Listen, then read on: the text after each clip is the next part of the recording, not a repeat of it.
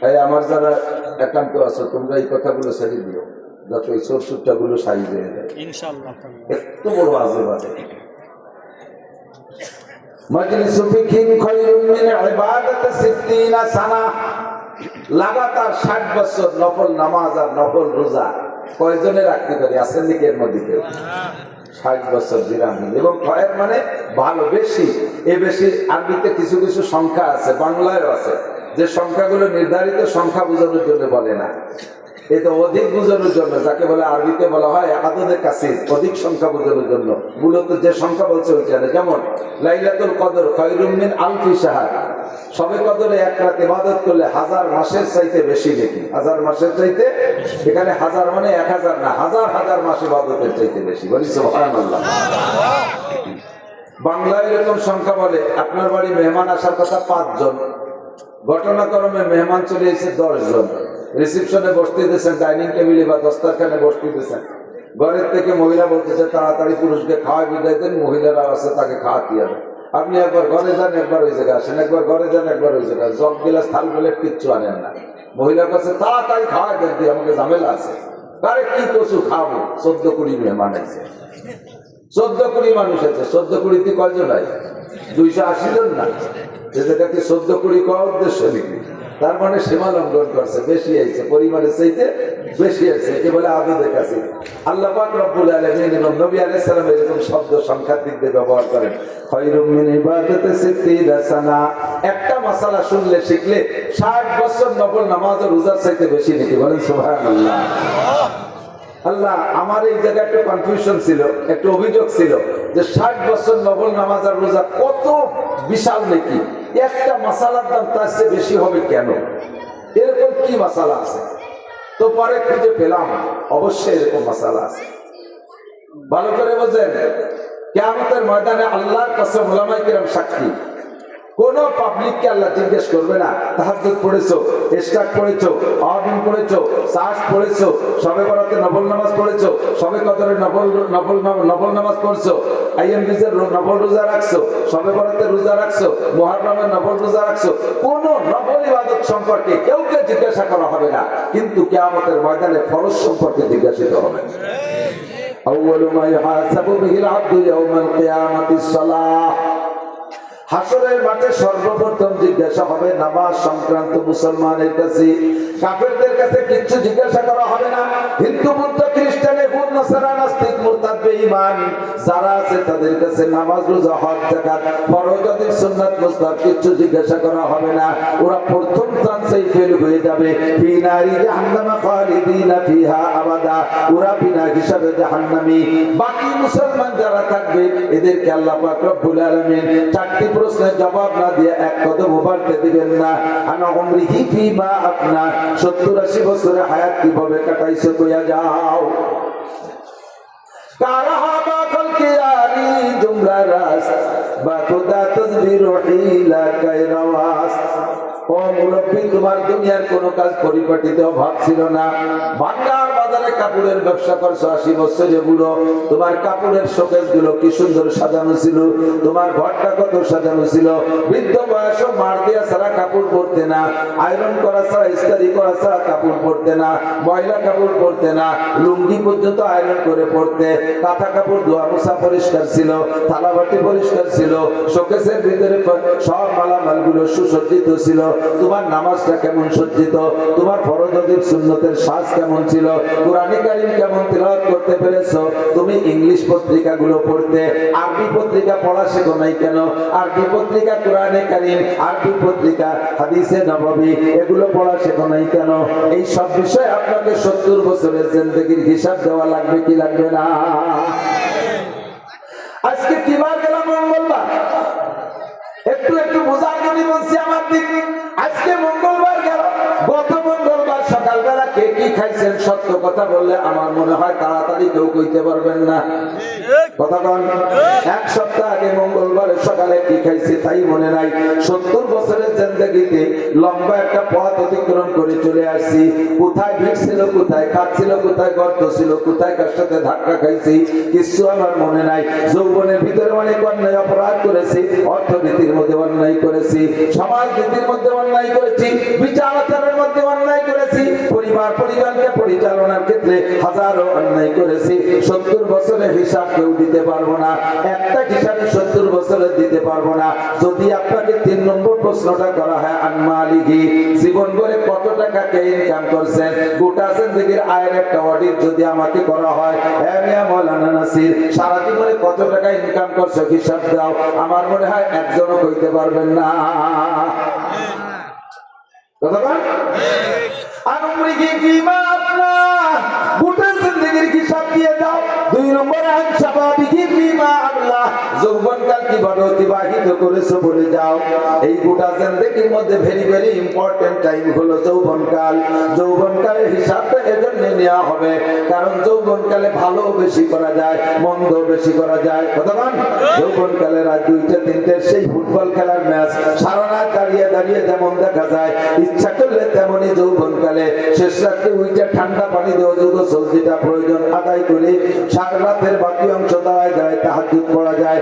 যৌবনকালে ইচ্ছা করলে বাইসাইকেল চালায় কাশিয়ানি ওড়াকান্দি ঠাকুর বাড়ি যাওয়া যায়। যৌবনকালে ইচ্ছা করলে ভাঙ্গার থেকে বাইসাইকেল চালাইয়া ইস্তেমার ময়দানে যাওয়া যায়, সরমনের ময়দানে যাওয়া যায়। যৌবনকালে ইচ্ছা করলে প্রত্যেক সপ্তাহে হিন্দুদের সাথে দূর সফরে যে একটা পূজা পাঠে অংশগ্রহণ করা যায়। যৌবনকালে ইচ্ছা করলে প্রত্যেক মাসে মুফতি আব্দুল গফফার সাহেবের মুখে বলা হয় নগরকান্দা ইসলামী মজলিসে অংশগ্রহণ করা যায়। কথা বলেন যায় কি যায় না? যৌবনকালে অন্যায় বেশি করা যায়, ন্যায়ও বেশি করা যায়। এই যৌবনকালটা হলো জীবনের মূল সময়, মূল্যবান সময়। এইটা সম্পর্কে জিজ্ঞাসা করা হবে। বার্ধক্য এসে গেলে, বৃদ্ধ হয়ে গেলে এনি ম্যান এভরিবডি, প্রত্যেকটা মানুষের মন দুর্বল হয়ে যায়, গুনাহ করার এনার্জি থাকে না, গুনার কোনো শক্তি থাকে না। ফ্যান একটা কবরে চলে যায়, চাকা একটা পাংচার হয়ে যায়। দিনের বেলা আগে সূর্যের আলো কি বলা হয়, দিনের বেলা আগে চোখে এত পাওয়ার ছিল, দিনের বেলা আকাশে তারকা দেখতো। এখন বৃদ্ধ হয়ে যাওয়ার কারণে রাতের বেলা আকাশের চাঁদটা দেখতে পারে না।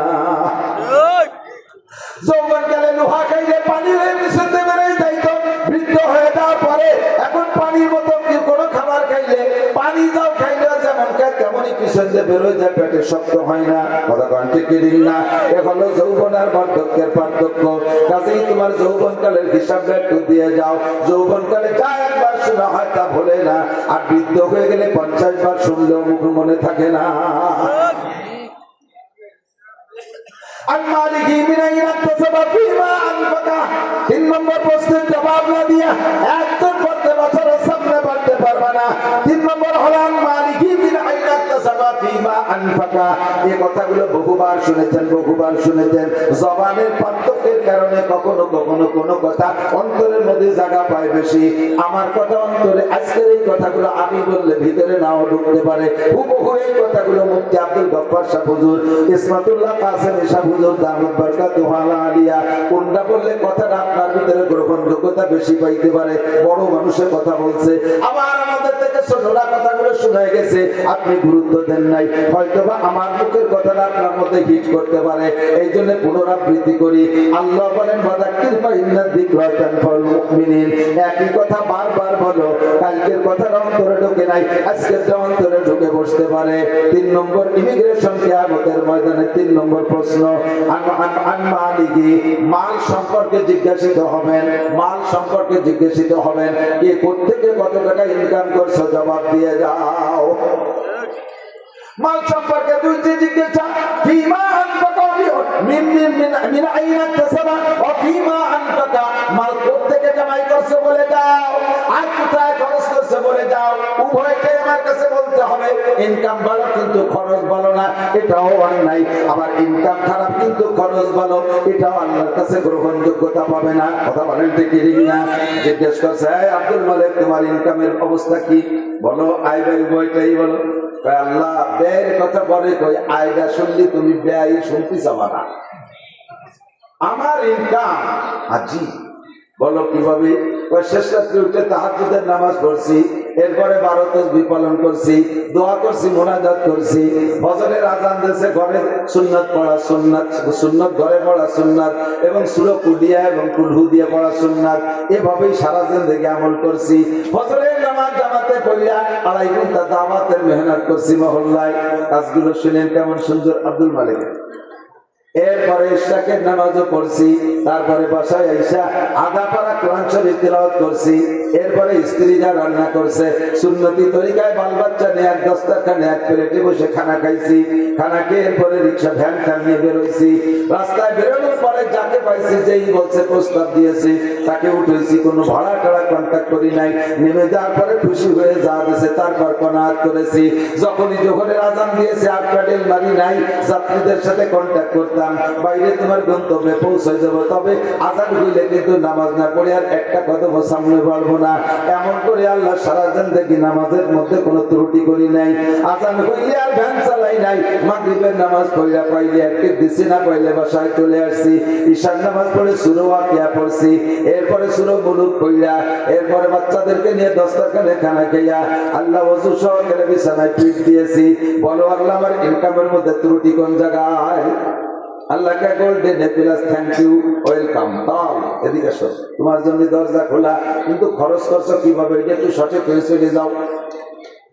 খরচের ব্যাপারে একটা সমস্যা আছে। ওই শনিবারের ব্যারাকের কিস্তিতে টাকাগুলো দিয়ে দিচ্ছে।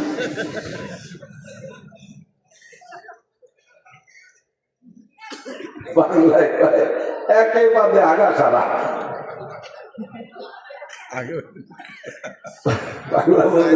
মাঝে মাঝে রাখতে বেঁচে গেছে, একটু রসটা দিলে অনেকের গো হচ্ছে যায়। আমাদের ওই পাশে নড়াইল জেলার একটা থানা আছে নড়াগাতি, আর বলবো না পরিচয়, আবার এই নড়াগাতি একবার শুনবে না। আবার সেদিন যে কাগের মধ্যেও কই আইছি ভাই নাই, বহু আগে ব্রিটিশ পিরিয়ডে ওই এলাকাতে প্রচুর হিন্দু মুসলমান আছে।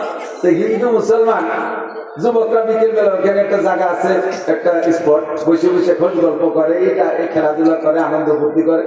তো ফাইজলামি করে দুইজনে পাই ছাড়াছাড়ি ভালো আছে, একজনে একটা দেয় আর একজনে একটা দেয়, একজনে একটা দেয় আর একজনে একটা দেয়। আর আজকে তো আনরেডি, অপ্রস্তুত ভাবে বেশি একটা সুবিধা হতে পারে। এখন ওই জায়গায় দুইজনের পাল্লা হয়েছে, আগামী শনিবারে এই জায়গা বাই ছাড়িয়ে পাল্লা, যে যেভাবে পারো রেডি হয়ে আসবা।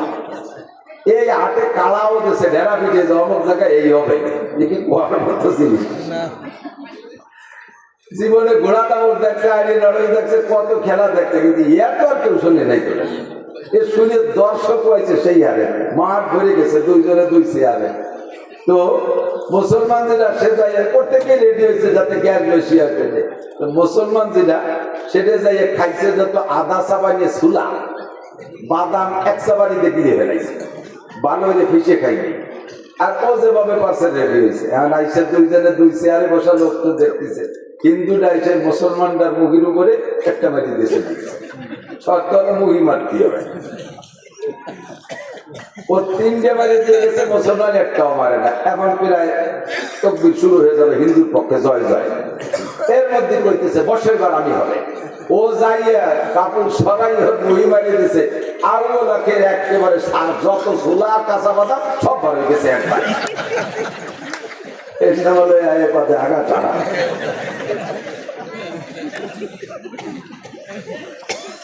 সারা জীবন করিয়া এত দরজ ইনকাম করছো, তার প্রচেষ্টা কারণ কোনো তা ছাড়ো নাই, গায়ের রক্ত পানি করে ইনকাম করছো, খরচ করছো কোন জায়গায় একটু কইয়ে যাও। কয় আল্লাহ গ্রামীণ ব্যাংকের কিস্তি দিছি, আশার কিস্তিতে সব আশার কিস্তিতে দিছি, অনেক জায়গায় সুদে দিনের টাকাগুলো দিয়ে দিছি। আল্লাহ কাই নো টাক বাকি স্কুল, কথা হবে না, পিঠে সালা বান্ধব, তেল মাখাও যাতে বাড়ি স্লিপ করে। তোমার আল্লাহ আমার ইনকাম সম্পর্কে তুমি ও জায়গা হাত দিও না, খরচটা কিভাবে আছে একটু শুনে দাও। এই শুনে তুমি আর কঠিন জাতি জামা না কও, তো খরচই আগে কও। আল্লাহ প্রত্যেক বছর জাকাত পাই টু পাই আদায় করছি, প্রতিবেশী কত মানুষের যে ঘর বাড়ি বানাই দিয়েছে তার ঠিক নেই, কত মানুষের মেয়ের বিয়েতে সম্পূর্ণ খরচ আমি দিয়ে দিচ্ছি। এরপরে কুরবানি দিচ্ছি, হাটের সবচেয়ে বড় গরু, জাকাত তো দিয়েছি, বছরে প্রত্যেকবার এক একটা উমরা করছি, হজ করছি 5 বার, শুধু আমার ইনকামের খরচের বিষয়। এরপরে কত মানুষটা যে আমার টাকা দিয়ে তবলিগি পাঠাচ্ছে ঠিক নাই, আর মাদ্রাসার মসজিদও আমার করে দিয়া, উত্তর পাশের বিল্ডিংও আমার করে দিয়া। লাস্টে শেষবার যখন হজে গেছি আল্লাহ যাইয়ে দেখি যে কাবা ঘরের গিলাপ দেবে, সে জায়গাও শুনিয়ে ও জায়গা 10 লাখ টাকা দিয়ে আসছে। তুমি কও আমার কিভাবে ঠেকাবা? আল্লাহ কয় তুমি কি চাকরি করতে? কয় এই চাকরি করতাম। বেতন কত ছিল? 25,000। তা 25,000 টাকা বেতনে তুই এত তাতে চা বানি কোন জায়গা? তাই কয় এতটা করছি, টাকা মালি কোথায়? কয় রাস্তায় দাঁড়াইতে ট্রাকের সাথে একটু মুসাফা টুসাফা করতাম। তুমি ওদিকে হাত দিও না, দেও এই পাশ কত চলল। আল্লাহ কয় পাশায় সালামা ধুলাই হবে শয়তান। তোর সুদের টাকা, তোর ঘুষের টাকা, তোর হারাম টাকা দিয়ে আমার কামা করে দিলাম দিছিস। আমার দিন তোর মতো হারাম করে কাছে ঠিকানা। আমার দিন আমি চালাবো।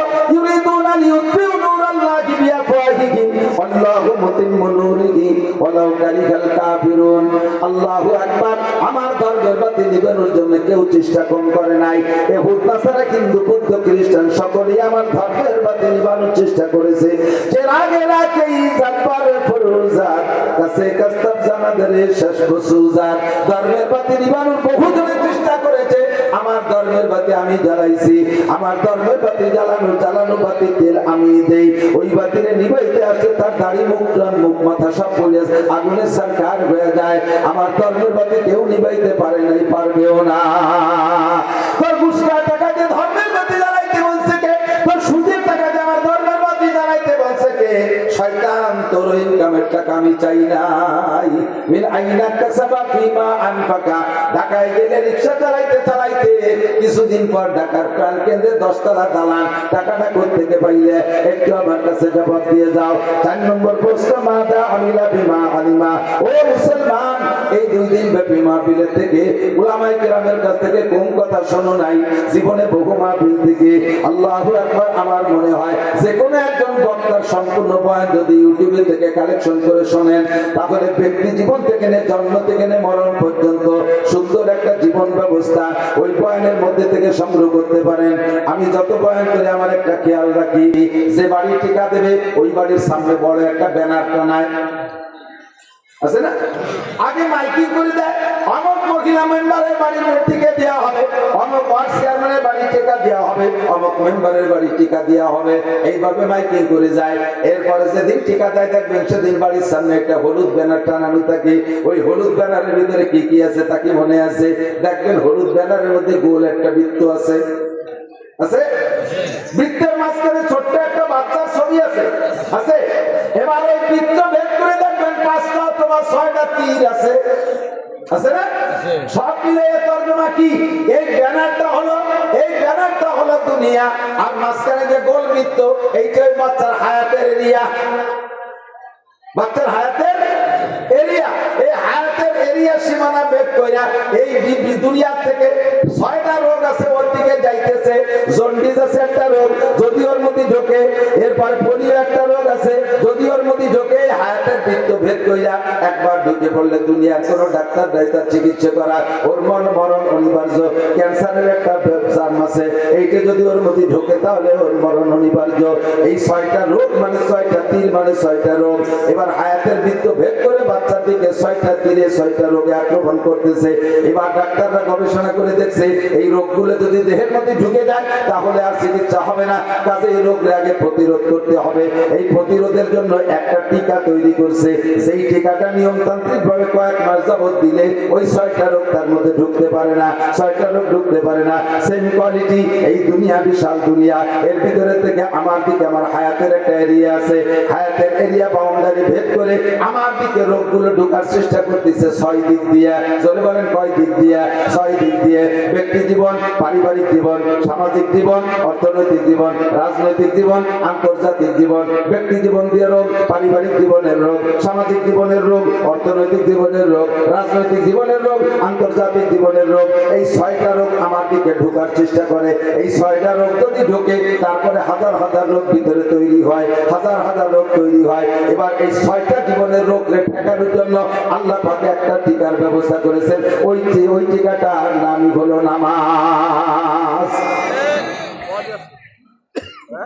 আল্লাহ বলেন আকিমিস সালাতা তারাফাইন নাহারি ওয়া যুলাফান মিনাল লাইল ইন্নাল হাসানাতি ইউযহিবুন সাইয়্যাত যালিকা যিকরা লিয-যাকিরিন উতলু মা উহিয়া ইলাইকা মিনাল কিতাব ওয়া আকিমিস সালাহ ইন্নাস সালাতা তানহা আনিল ফাহশাই ওয়াল মুনকার ওয়া লাযিকরুল্লাহি আকবার। আল্লাহর কসম তার নিরানব্বই নামের কসম, তার ইসমে জাতের কসম দিয়ে বলি, যদি কোনো ব্যক্তি সঠিকভাবে নামাজ পড়ে, অরিজিনালি কোনো ব্যক্তি যদি নিয়মতান্ত্রিক ভাবে নামাজ পড়ে, ওই নামাজি ব্যক্তিকে নামাজে তারে ঘুষের থেকে ফিরাইতে বাধ্য হয়, সুদের থেকে ফিরাই তারে, জিনা থেকে ফিরাই থাকে, মদের থেকে ফিরাই থাকে, গাঁজার থেকে ফিরাই থাকে, বেপরদা থেকে ফিরায়, আইন খেলা থেকে ফিরায়, জালদলিল থেকে ফিরায়, মিথ্যা সাক্ষী থেকে ফিরায়, মিথ্যা মামলা থেকে ফিরায়, মাপে কম দেওয়া থেকে ফিরায়, মাপে বেশি আনা থেকে ফিরায়, মানে ভেজাল দেওয়া থেকে ফিরায়, ফরমালিন মিশরি থেকে ফিরায়, দুধে পানি থেকে দেওয়া থেকে ফিরায়, আরে মুখের গুণা থেকে ফিরায়, অবদ্ধ ভাষায় গালাগালি করতে দেয় না, কুদৃষ্টি থেকে ফিরায়, কান্দে খারাপ জায়গা থেকে ফিরায়, হাতে খারাপ জায়গা থেকে ফিরায়, শরম লাগে শরম লাগে অবৈধ জায়গা থেকে ফিরায়, পাপ থেকে হারাম জায়গা যাওয়ার থেকে ফিরায়, যত অন্যায় আছে সমস্ত অন্যায় থেকে এই ফিরানোর মাত্র একটা তাবিজের নাম হলো নামাজ। এই নামাজ হলো ফরজ নামাজ। একটু ধরে বলেন কি নামাজ? এক ওয়াক্ত ফজরের 2 রাকাত ফরজ নামাজের দাম, ফজরের 2 রাকাত ফরজ নামাজের দাম কত? সারা জীবন 60 বছর নফল নামাজ আর নফল রোজা না। যদি কেউ আল্লাহ 60 লক্ষ বছর হায়াত দেয়, 60 লক্ষ বছর নফল নামাজ আর নফল রোজা রাখলে সেই নাকি ফজরের 2 রাকাত নামাজের দাম তার চাইতে বেশি। এবার আমি ওখান থেকে মাসালা বের করছি, এদিক তাকান। একটা মাসালার দাম 60 বছর নফল নামাজ ও রোজার চাইতে বেশি কেন? নফল তো সারা জীবনের নফলের দাম ফরজের সমান হবে না। আবার বহু মুসলমান আছে যাদের একটা মাসালা না জানা থাকার কারণে, ছোট্ট পিন সাইজের একটা মাসালা না জানা থাকার কারণে জিন্দেগির বহুত ফরজ নামাজ নষ্ট হয়ে গেছে। আমার জিন্দেগির বহুত ফরজ নামাজ নষ্ট হয়ে গেছে। ভেরি ভেরি ইম্পর্টেন্ট একটা মাসালা আপনাদের জন্য আমি সংগ্রহ করছি। এই মাসালাটার দাম আপনি নিজেই জবাব দেবেন। ওই মাসালাটা না হওয়ার কারণে, সঠিক না জানা থাকার কারণে ফরজ নামাজ নষ্ট হয়েছে। আর 2 রাকাত ফরজ নামাজের দাম 60 লক্ষ বছর নফল নামাজের চাইতে বেশি। কথা বলুন ঠিক কি ঠিক না? এবার সেই মাসালাটা কি মাসালা? আপনি ইমামের পিছনে নামাজ পড়েন। আমি তো একটা দাড়ি যখন গজাইছি, নিতান্ত গরিব বাপের ছেলে ছিলাম আমি। এখনো পর্যন্ত আমার আব্বার রেখে যাওয়া যা আছে তার থেকে 1 ইঞ্চি জমি আমি ভাগে পাইনি। আব্বার ইনকাম থেকে আমি একখান ভাঙ্গা টিন, একখান ফুটো থাল ও ভাগে পাই। ছোট্ট একটা সংসারে আমরা সন্তান ছিলাম। আমার আব্বা গরিব মানুষ, কৃষক ছিলেন। যা কামাই করছেন কোনো মতে আমাদের খাওয়াই বাঁচাইতে। সোনের একটা ঘর ছিল আমাদের, 2-5 শতাংশ জমির উপরে বাড়ি। ছোট 2 ভাইকে বাড়ি ঘর যা ছিল সব দিয়ে টিয়ে আলাদা বাড়ি করছে, টাকা কিনে। আমরা বড় 2 ভাই, বাপের কিছু পাইনি। বাপের 1 বস্তা দোয়া পাইছে। ছাত্র বয়সে আপনার টাকা দিতে পারতেন না, এসে গেলে একটু বলা লাগে। বহুত ছাত্ররা আছে তারা অভাবের কারণে পড়া বাদ দিয়ে চলে যায়। আমি এটা আদৌ বিশ্বাস করি না। আমার আব্বা আমাকে 11-12 বছর মাদ্রাসায় পড়ছি। যা 2-1 পয়সা দিতে পারতেন কষ্ট করে, সম্পূর্ণ 12 বছরের টাকা একত্রিত করলে 100 টাকা হবে না। বিশ্বাস করতে পারবেন না। তাহলে কিভাবে পড়ছি, কিভাবে যে পড়ছি না আমিও জানি না। যখন একটা দাড়ি গজাইছে তখন আমি সাবালেক হয়েছে, এটা বুঝাইয়া এই দাড়িটা দেখাইয়া মসজিদের ইমামতি নিয়েছি। সেই থেকে ইমামতি করতে করতে দাওরা হাদিস পর্যন্ত পাশ করছি, আলহামদুলিল্লাহ। তবে আমার ইমামতির কারণে কোনোদিন আমার পড়ার উপরে কোনো প্রভাব পড়ে নাই। মাদ্রাসা থেকে 4 কিলোমিটার দূরে লজিং থাকছে, বড় একটা মধুমতি নদী পার হয়েও পার। জিন্দেগিতে 1 ঘন্টার 1 মিনিটও আমি পিছিয়ে পড়ি নাই। ঝড় বৃষ্টি তুফান যাই হোক আমার কোনো ক্লাস নাই নেই, এবং জীবনেও কোনোদিন ক্লাসে সেকেন্ড হইনি। তাহলে মনে হচ্ছে ঠাড় হয়েছে। গহরডাঙ্গা বোর্ডে টাইটেলের বছর আমি ফার্স্ট স্টার্ট করেছি। অনেকে এগুলো ক্রেডিট বললে কিছু মনে করতে পারে। একটা জিনিস বুঝানোর জন্য বলছি, তার এই কথাটাই বুঝানোর জন্য যে অভাবের কারণে লেখাপড়া ঠেকে থাকে না। তো সেই থেকে ইমামতি করতে করতে অভিজ্ঞতা আছে যে মুসল্লি ভালো ডকশপ দেখলি বাড়ি পাকা মুসল্লি তা না। এত বড় পাগড়ি 3 খেতা দিয়ে বাঁধছে, 43 বছর যুব্য একটা গায়ে। ওর বাবা গাড়ির উপরে যায় নামাজ, বগলে দস্তারখান, হাতে কোলা লাঠি, 500 দানা তসবি, চশমা পাই দিয়ে কি ডাক না চশমা চয়ে দিয়ে এ কি ডাকের সাথে থেকে যদি খুব বহুত বড় আলেম, বোমা মারলেও ভিতরে তো একটা বা বেরোয় না, জাল খাও দিলে টালি বেরোয় না। মশলা তো দূরে থাক, আমার ওই বছর জেলা নড়াই গেছে। আর আমাদের গোপালগঞ্জের শেষ থানা কাশিয়ালির শেষ মাথায় একটা গ্রাম আছে নড়াই, নড়াই গ্রাম আছে, ব্যাসপুর নড়াই। তো এই ব্যাসপুর নড়াই ওই গোপাল নড়াই জেলা নড়াই থেকে একটা তবলিগ জামাত আছে। এই তবলিগ জামাত আইসা এক মসজিদে 3 দিন 3-4 বুড়োরে টার্গেট করছে। যুবকদের যা পড়াইছে বাড়ছে, বুড়োকে তো বেরেন কম, 4 বুড়োরে ধরছে। কাকা মশলা মশাল কি দেখে যাবেন কিচ্ছু না, নামাজ পড়তে পড়তে কপালে দাগ হয়ে গেছে। আলহামদুলিল্লাহ জানেই না, আরো কতটা জানে না, তা শুনে আশ্চর্য হবেন। এই 4 বুড়ো কলেমাই তো এবার জানে না। লাস্টে যে ধরা পড়ছে কলেমাই তো এবার, যখন ইন্টারভিউ নিয়েছে দেখে বুড়োরা কলেমাই করতে পারে না। আমি সব বলে কাজটা করছেন কি, আজ বাদে কাল যাবেন মরিয়ে, কাল নাও আসতে পারে, আজও মরতে পারে। বয়স 75-80 হয়ে গেছে আর আজও কলেমাটা পড়তে পারেন নাই। মান কানা কিনু কালামি লা ইলাহা ইল্লাল্লাহ ফাদাখালাল জান্নাহ, যার জীবনের শেষ কলেমা লা ইলাহা ইল্লাল্লাহ, ওইটা বিনা হিসাবে জান্নাতে চলিয়া যাইবে। সেই কলেমাটাই পড়া শিখলেন না। আপনি নামাজের কি গোড়ার দিন করছেন, এতদিন ইবাদত বন্দেগী কি কসু করছেন, কলেমাই যদি না জানেন। এই 3 বুড়ো 4 বুড়োরে নিয়ে 4 দিন পর্যন্ত আমি সব কলেমার মস্ক করাইছি। এই যত ভূতগুলো কাটা সামনে বসে জীবন বলে ওয়াজ করবো কি পশু। শিক্ষিত জ্ঞানী গুণী ভালো মানুষ যদি সামনে বসে, তাদের দিকে নজর করে ওয়াজের কোয়ালিটি সেই রকম হয়। আর এই যে ভূতগুলো ঘুরেছে সামনে বুঝে ওয়াজ বলতে হবে, চানাচুর বাজার নিচে কাটুর গুলি করতে জানেন।